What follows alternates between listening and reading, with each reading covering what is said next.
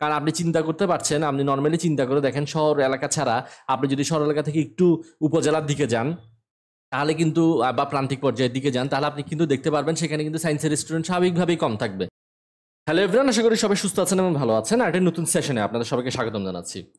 ষষ্ঠ গণবিজ্ঞপ্তিতে আবেদন প্রক্রিয়া প্রায় শেষের দিকে, যদি সময় আর না বাড়ায় তাহলে কিন্তু আগামী 10 তারিখে আবেদন প্রক্রিয়া শেষ হচ্ছে। আশা করি সবাই আবেদন প্রক্রিয়া মোটামুটি কমপ্লিট করেছেন, অ্যাপ্লিকেশন সাবমিট করেছেন। এছাড়া আপনারা ছোটোখাটো বেশ কিছু বিষয় নিয়ে সমস্যায় আছেন, অর্থাৎ আপনারা বিভিন্ন জিনিস নিয়ে আসলে একটু গভীরভাবে চিন্তা ভাবনা করছেন। আমি গত কয়েকটা দিন ধরে অসংখ্য মেসেজ পেয়েছি, আপনাদের অসংখ্য ফোন কল পেয়েছি। বেসিক্যালি আজকে হচ্ছে যে আইসিটি পরীক্ষা ছিল, সেজন্য আমি একটু ব্যস্ত ছিলাম। অফলাইন এবং অনলাইন মিলে মোটামুটি একটু ব্যস্ত সময় গেছে, আমি সেজন্য আপনাদের প্রশ্নগুলোর উত্তর করতে পারিনি, সেজন্য আমি অনেক দুঃখিত। তবে হচ্ছে যে আমি এই ভিডিওটির মাধ্যমে হচ্ছে যে বেশ কয়েকটা বিষয় নিয়ে একটু আপনাদের সাথে একটু বিস্তারিত আলোচনা করব, একদম খুব সংক্ষিপ্ত সময়ের সাথে আলোচনাগুলো শেষ করব, যাতে এগুলো নিয়ে আপনারা আর কোনো ধরনের কোনো কনফিউশন না থাকে বা এগুলো নিয়ে আপনাদের আর কোনো ধরনের কোনো টেনশন করতে না হয়। ঠিক আছে, তো আসেন আমরা একটা একটা করে পয়েন্ট দেখবো। এগুলো হচ্ছে আপনাদেরই মেসেজ, যেগুলো আমি পেয়েছি ইনবক্সে। সেই মেসেজগুলো থেকে একটা একটা করে প্রশ্নের উত্তর আমি আপনাদেরকে দেওয়ার চেষ্টা করব। আমরা প্রথম প্রশ্নটা দেখি। আপনাদের যে প্রশ্নগুলো ছিল আমি এগুলো মানে একদম সিরিয়াল করিনি ওইভাবে, জাস্ট আপনাদের যে প্রশ্নগুলো ছিল সেগুলো আমি উত্তর করছি। আবেদন প্রক্রিয়া শেষে অনেকে বলেছেন আমাকে সিগনেচার 2 পেজে আসছে, তো এই ক্ষেত্রে এটা কোনো সমস্যা কিনা? এটা কোনো সমস্যা নাই। এগুলো হচ্ছে যে অ্যাপ্লিকেশন সাবমিট করাটা ছিল আপনার কাজ, ঠিক আছে? তো সেক্ষেত্রে হচ্ছে যে আপনি আপনার কাজ কমপ্লিট করেছেন, এটা নিয়ে টেনশন করার আর কোনো কিছু নাই। 2 নম্বর হচ্ছে যে সংসদের জন্য আবেদন করেছি কিন্তু তথ্য পরিবর্তন হয়নি এখনো। আবেদন করার সময় কোনটা দিয়ে আবেদন করব? বা অনেকে কিন্তু আবেদন করে ফেলেছেন, আমাকে ইনবক্স করেছিলেন, আমি কয়েকজনকে উত্তর করেছি এই বিষয়টা নিয়ে। যেহেতু আপনি সংশোধনের জন্য আবেদন করেছেন এবং এখনো পর্যন্ত কোনো কিছু ইনফরমেশন এনটিআরসি থেকে জানায়নি, আপনারাও দীর্ঘদিন ধরে অপেক্ষা করেছেন, সেহেতু আপনি যেটা সঠিক যেটা তথ্য সেটা দিয়ে আবেদন করাটাই হচ্ছে যে বেটার। আর কিছু কিছু তথ্য আছে যেগুলোতে আপনি কোনো ধরনের কোনো পরিবর্তন করতে পারবেন না, ঠিক না? আপনি সেই পরিবর্তনগুলোতে হচ্ছে নাম, পিতার নাম, মাতার নাম, এগুলোতে তো আপনি কোনো ধরনের কোনো পরিবর্তন করতে পারছেন না, তাহলে সেগুলো যেভাবে আছে সেগুলো সেভাবেই থাকবে। যেগুলো হচ্ছে যে আপনার অর্থাৎ আপনার পার্মানেন্ট অ্যাড্রেস বা প্রেজেন্ট অ্যাড্রেসে কোনো কিছু আপনি পরিবর্তনের জন্য দিয়েছেন সেগুলো আপনি পরিবর্তন করে দিবেন, এগুলো নিয়ে টেনশনের কোনো কিছু নাই। আর একটা কথা সবসময় একটু খেয়াল রাখবেন বা মনে রাখবেন এটা যে মানে আপনি কিছু বিষয় আছে, হ্যাঁ, যেগুলো খুব সেন্সিটিভ বিষয়, সেগুলো নিয়ে চিন্তা করার অনেক দরকার আছে, প্রয়োজন আছে। কিন্তু কথা হচ্ছে যে কিছু সব বিষয় নিয়ে আপনারা একটু গভীরভাবে চিন্তা করছেন বা খুব বেশি টেনশন করছেন, আমি আসলে মেসেজগুলো দেখে বুঝতে পারি। তো এই ক্ষেত্রে এই কাজটা করতে যাবেন না। আপনি এত সহজে আপনি অনেকগুলো ধাপ পার করে এতটুকু পর্যন্ত এসেছেন, তো এত সহজে ছোট্ট কিছু ভুলের জন্য আপনার সব কিছু এলোমেলো হয়ে যাবে এমন কিছু না। তবে কিছু বিষয় আছে যেগুলোর প্রতি আপনাদেরকে অবশ্যই খেয়াল রাখতে হবে, সেগুলোর প্রতি আপনারা খেয়াল রাখবেন। আচ্ছা, তাহলে এখানে আপনার যেভাবে আছেন যেটা কারেক্ট আছে সেভাবে করে আপনি সংশোধন যেভাবে করতে চেয়েছেন সেভাবে করে আবেদন করবেন। আর যেগুলো পরিবর্তন করা যাচ্ছে না সেভাবে থেকে এখন সাবমিট করে দেওয়া ছাড়া আপাতত আর কোনো কাজ নেই, ঠিক আছে? কারণ সময় বাড়ছে কি বাড়ছে না এটা নিয়ে কিন্তু এখনো পর্যন্ত আমরা কোনো আপডেট পাইনি। 3 নম্বর পয়েন্টটা সেটা হচ্ছে চয়েস ভুল হয়ে গেছে, এখন কি করতে পারি? 40টি থেকে কম চয়েস দিলে কোনো সমস্যা আছে কিনা? আচ্ছা, তাহলে চয়েস ভুল হয়ে গেছে, এখন কি করতে পারেন? এবং আমরা কিন্তু দেখেন একটা জিনিস একটু খেয়াল করে দেখবেন, আমি আমার বিভিন্ন ভিডিওগুলোর মাধ্যমে বা বিভিন্ন পোস্টের মাধ্যমে আপনাদের কিন্তু বারবার বলেছিলাম চয়েসের ক্ষেত্রে কোনো ধরনের কোনো ভুল করা যাবে না। অর্থাৎ কারণ হচ্ছে আপনি এই চয়েসটার উপরে কিন্তু আপনার জব পাওয়াটা নির্ভর করছে অনেকাংশে। আপনাকে আপনার নাম্বার বুঝে শুনে তারপর চয়েসটা দিতে হবে, না হলে কিন্তু আপনার চাকরি পাওয়ার সম্ভাবনাটা এখানে কিন্তু কমে আসবে। এই এনটিআরসির যে মানে পদ্ধতি বা হচ্ছে যে শিক্ষক নিবন্ধনের যে পদ্ধতি, সেখানে হচ্ছে যে আপনি এখনো পর্যন্ত কিন্তু আপনার চাকরিটা কনফার্ম হয়নি। যতক্ষণ না পর্যন্ত আপনি একটা প্রতিষ্ঠানের জন্য আপনাকে নির্বাচন করা হচ্ছে ততক্ষণ পর্যন্ত কিন্তু আপনি বলতে পারবেন না যে আপনার চাকরিটা হয়ে গেছে। হ্যাঁ, সেক্ষেত্রে প্রত্যেকটা স্টেপ আপনাকে ধাপে ধাপে ঠিকঠাক মতো ফিল আপ করে দেওয়ার জন্য সবসময় বলা হয়েছে, তারপর অনেক অনেক ভুল করে ফেলেছেন। এই ক্ষেত্রে আপনাকে যেটা করতে হতে পারে, যেহেতু চয়েস ভুল হয়ে গেছে এখন কিন্তু এটা, কারণ আপনি যে পছন্দের যে প্রতিষ্ঠান সেগুলোকে আপনি আগে রাখবেন, বা ভুল কর্মকে যদি কোনো একটা কারিগরি প্রতিষ্ঠান আপনি জেনারেলের কিন্তু কারিগরিতে আবেদন করে ফেলেছেন, এটা কিন্তু মারাত্মক ভুল। কারণ হচ্ছে যে ওই প্রতিষ্ঠানগুলোতে যদি আপনাকে সিলেক্ট করেও ফেলে তাহলে কিন্তু আপনার কিন্তু এমপিও হবে না। তাহলে সেক্ষেত্রে আপনাকে কি করতে হবে? একটা অ্যাপ্লিকেশন করতে হবে, এটা ছাড়া তো আর কোনো উপায় নেই, ঠিক আছে? একটা অ্যাপ্লিকেশন করতে হবে, একটা অ্যাপ্লিকেশনের ফরম্যাট আমি দিয়ে দিব, সেই অনুযায়ী বা আপনারা নিজেরাও করে নিতে পারেন যে আপনার এখানে চয়েস রিঅর্ডার করতে চান বা আপনার অ্যাপ্লিকেশনে বেশ কিছু জিনিস ভুল হয়ে গেছে, এটা আপনি সংশোধন করতে চান। এটা অলরেডি আমি আজকে কয়েকজনের মেসেজ দেখলাম, যে বা কয়েকজন আমাকে ইনবক্সও করেছেন, ওনাদেরকে মেসেজ করা হয়েছে, ওনারা যারা আবেদন করেছিলেন, যারা অ্যাপ্লিকেশন ফর্মে বিভিন্ন পরিবর্তন করতে চান, তাহলে সেইভাবে যদি আপনাদেরকে যদি এডিট অপশন চালু করে দেয় তাহলে কিন্তু আপনারা আপনাদের পরিবর্তনগুলো করে নিতে পারবেন, ঠিক আছে? তাহলে সেক্ষেত্রে আপনাদেরকে এনটিআরসি বরাবর একটা অ্যাপ্লিকেশন করে এই পরিবর্তনটা করে নিতে হবে। আর 40টির কম চয়েস দিলে সমস্যা আছে কিনা, না, কোনো সমস্যা নেই। তবে আমি সবসময় একটা কথা বলি, একটু মাথায় রাখার চেষ্টা করবেন, কারণ 40টি প্রতিষ্ঠানেই চয়েস দেওয়ার চেষ্টা করবেন এবং খুব ভালোভাবে এই যাচাই বাছাই করে প্রতিষ্ঠান, আশা করি আপনারা চয়েসগুলো দিয়েছেন। কারণ আপনি মনে রাখবেন, যত সময় যাচ্ছে তত চাকরি পাওয়াটা কিন্তু ডিফিকাল্ট হয়ে যাচ্ছে, যত সময় যাচ্ছে তত চাকরি পাওয়াটা ডিফিকাল্ট হয়ে যাচ্ছে। এই ক্ষেত্রে যেভাবে হোক মানে এইবারই চাকরিটা আপনি এনশিওর করতে হবে, এই চিন্তাভাবনা করেই আপনি কিন্তু সামনের দিকে প্রসিড করেন। বা যারা মানে অলরেডি কম চয়েস দিয়েছেন, হ্যাঁ অনেকেই আছেন, আপুদের মধ্যে অনেকেই আছেন যারা ডিস্টেন্সে গিয়ে জব করতে পারবেন না, কিন্তু আসলে যদি আপনার জবটা সত্যি খুব বেশি দরকার হয়, তাহলে সেক্ষেত্রে আপনাকে একটু কঠিন সিদ্ধান্ত নিতে হতে পারে। কারণ হচ্ছে যে আপনি 19তমতে গিয়ে আপনার জব হবে, মানে ডে বাই ডে কিন্তু দেখেন কম্পিটিশনগুলো কিন্তু বেড়ে যাচ্ছে। তো সেক্ষেত্রে আপনি এবার যতটুকু সম্ভাবনা, এরপরের সম্ভাবনাটা আরও একটু কমে যাবে, কারণ আরও কম্পিটিশন বাড়বে, ঠিক আছে?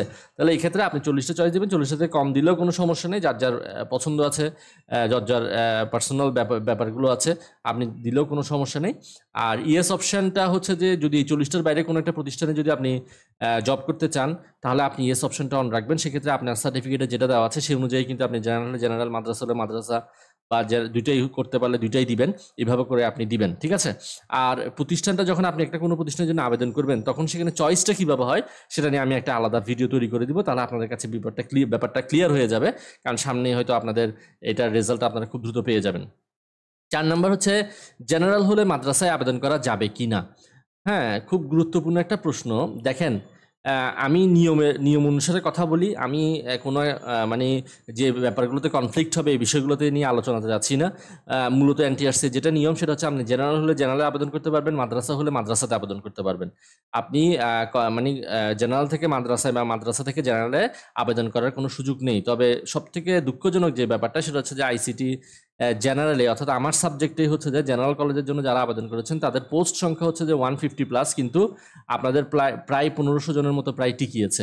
তো সেক্ষেত্রে হচ্ছে যে আপনারা যদি মাদ্রাসায় আবেদন করতে না পারেন, তাহলে কিন্তু অবশ্যই একটা সমস্যা। এখনও কিন্তু অনেকে ওয়েট করে আছেন বা আমাকে জিজ্ঞাসা করছেন যে ইয়েস অপশন চালু করে সেখানে মাদ্রাসা দিয়ে দিবেন কিনা। আসলে একটা জিনিস দেখেন, এই বিষয়গুলো যেটা নিয়ম অনুসারে সেটা তো আমি বারবার বলেছি, কিন্তু এরপরও যদি কোনো কিছু বলার থাকে বা জানা থাকে, আপনারা কিন্তু বারবার এনটিআরসি অফিসে গেছেন, কিন্তু এনটিআরসি অফিস থেকে কিন্তু পজিটিভ কোনো রেসপন্স, কিন্তু আমি যতটুকু জানি বা আমাকে যারা জানিয়েছেন, পজিটিভ কোনো রেসপন্স পাওয়া যায়নি।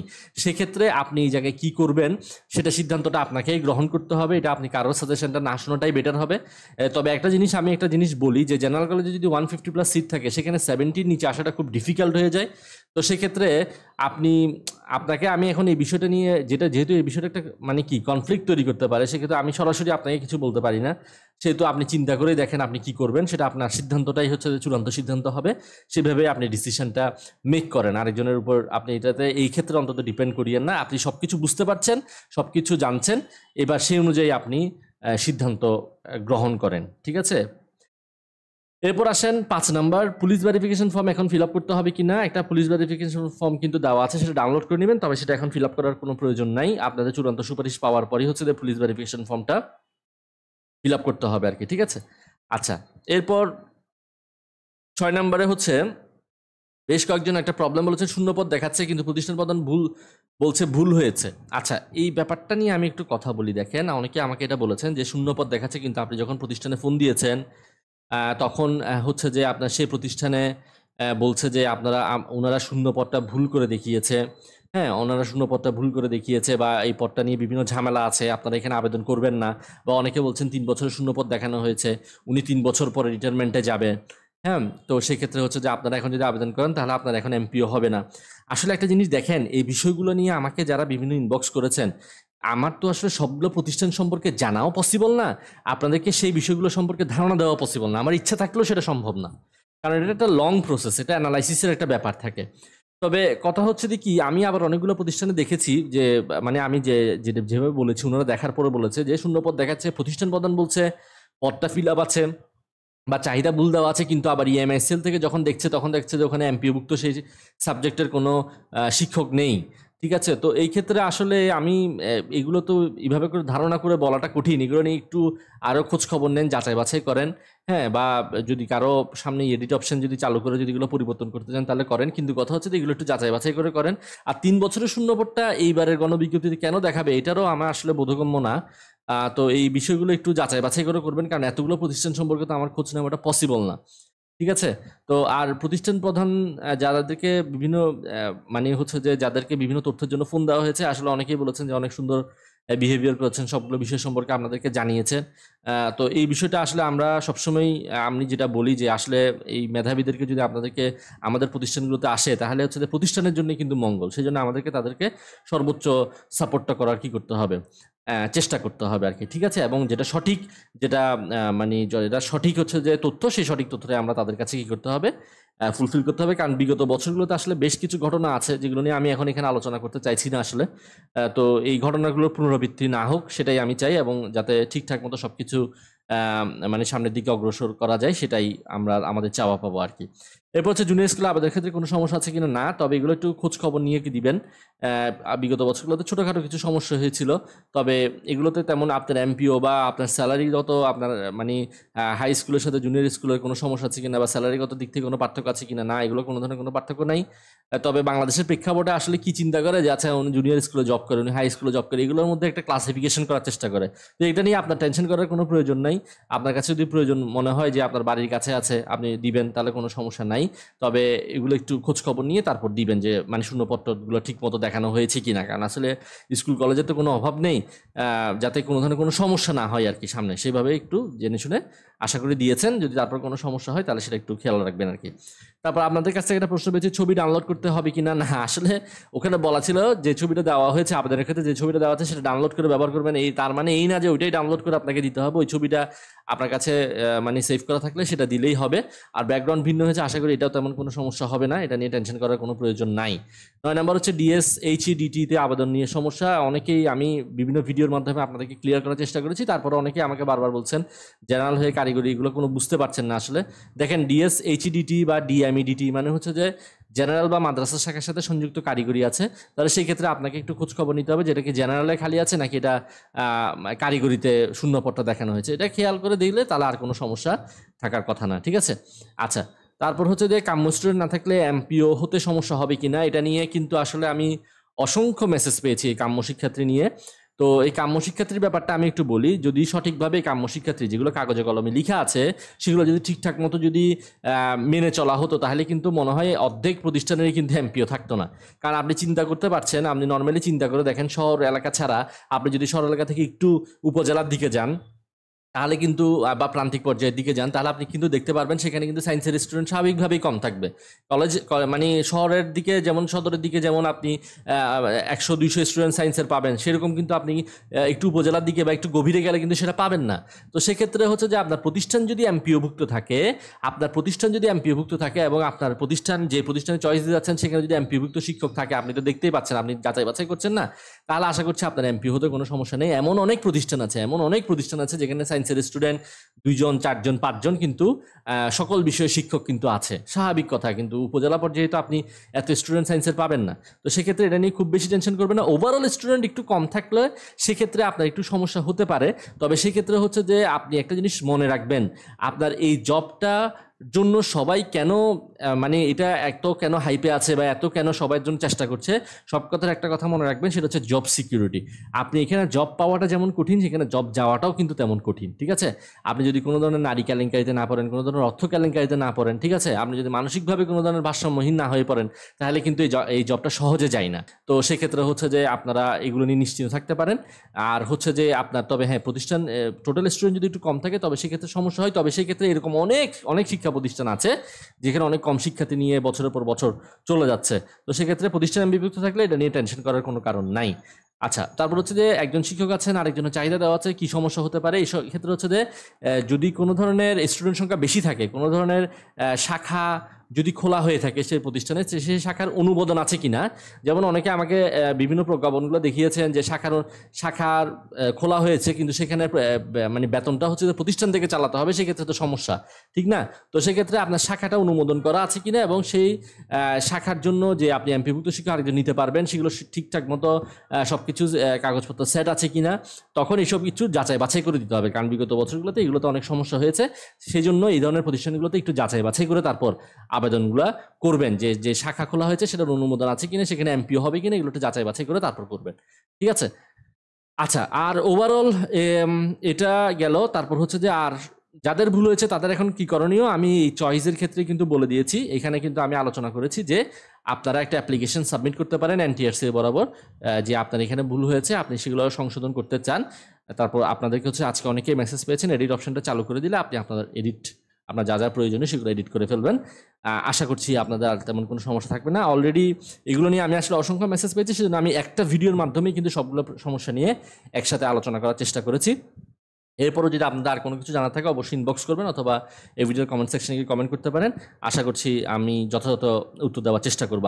আর আরেকটা বিষয় হচ্ছে যে আপনাদের এরপর হচ্ছে যে প্রসেসটা আবেদন করার পরে যে আপনাদের চয়েসটা কিভাবে হবে, আপনাদেরকে নির্ধারণটা কিভাবে করবে, কতদিনের মধ্যে রেজাল্ট দিবে, এই সকল বিষয় নিয়ে আবার একটা নতুন ভিডিও তৈরি করে দেওয়ার চেষ্টা করব। আর আশা করছি আপনাদের যে যাবতীয় নিবন্ধন সম্পর্কিত যে যাবতীয় সমস্যাগুলো আছে সেই সবগুলো সমস্যা আপনারা আমার ক্র্যাক আইসিটি পেজ থেকে পেয়ে যাবেন, ঠিক আছে? 19তম শিক্ষক নিবন্ধনের সার্কুলারের বিষয়েও বেশ কিছু আপডেট আপনাদেরকে দিব, এবং 19তম নিবন্ধনের কিন্তু আইসিটি বিষয়ের স্কুল লেভেল এবং কলেজ লেভেলের 2 লেভেলের জন্য হচ্ছে যে আমাদের ব্যাচগুলো রানিং আছে, আমাদের অ্যাডভান্স ব্যাচগুলো রানিং আছে এবং নিয়মিত ক্লাস চলছে, পরীক্ষা চলছে। কেউ যদি এনরোল করতে চান অবশ্যই ইনবক্সে নক করবেন। আশা করছি বিশেষ অফারে আপনারা এই কোর্সগুলোতে এনরোল করতে পারবেন এবং আমরা সবাই মিলে খুব ভালো কিছু এই কোর্সগুলো থেকে শিখতে পারবো। তো আজকের সেশনটা এখানে শেষ করছি। সবাই ভালো থাকেন এবং সুস্থ থাকেন। সবাইকে অনেক ধন্যবাদ।